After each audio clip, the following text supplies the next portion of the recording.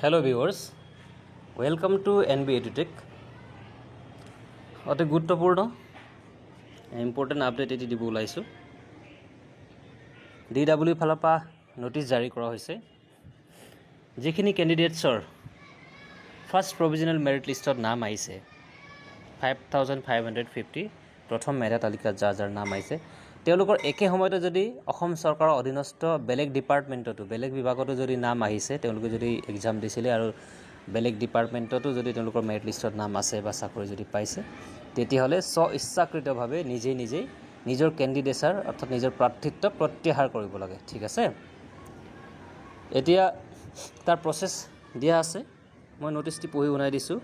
whereas several recruitment processes are being conducted by different departments under the government of Assam. Whereas it has been observed that some candidates are selected for multiple posts at the same time in different posts under different departments.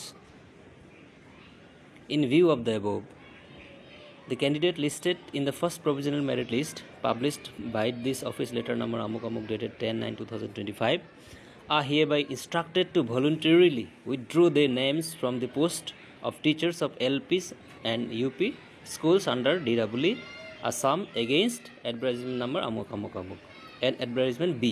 ঠিক আছে, in this regard the candidates are requested to visit the official website of DW Assam at https://dw.assam.gov.in and thereby submit their withdrawal of candidature from the post starting from 19/9/2025 onwards till the publication of the final select list. No offline choice or preference of post will be accepted in this regard.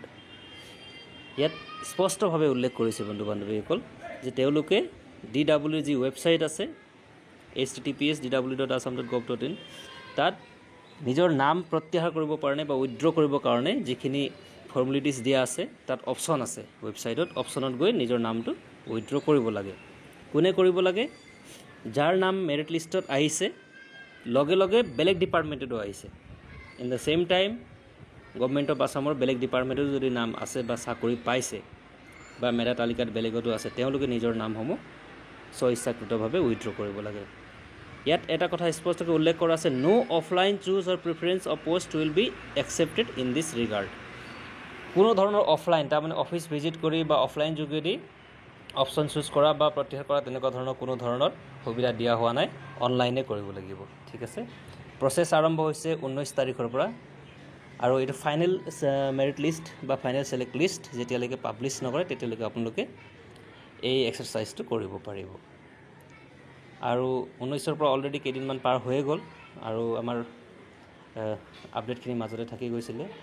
মৰমৰ জুবিনদা যি আমি গম পাইছোঁৱেই, জয় জুবিন বুলি ক'ব বিচাৰোঁ। এইখিনিতে আমি কেইদিনমান নীৰৱ নিস্তব্ধ হৈয়ে আছোঁ, গোটেই অসমখনেই নীৰৱ নিস্তব্ধ, শোকাকুল পৰিৱেশ।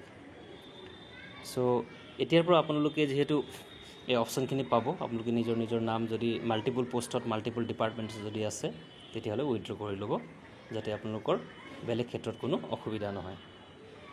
আজিলৈ ইমানেই। আৰু NIOSৰ কেছৰ সম্পৰ্কে মই ইতিমধ্যে ভিডিঅ' দিছোঁ আৰু ডিটেইলছ অৰ্ডাৰ আহিব। অৰ্ডাৰটো মই যেতিয়া আহিব গোটেইখিনি এটা ডিটেইল ভিডিঅ' লৈ আহিম। আৰু এটা ৰিকুৱেষ্ট বন্ধু বান্ধৱীসকল যে কাইণ্ডলি চেনেলটি ছাবস্ক্ৰাইব কৰিবলৈ নাপাহৰিব।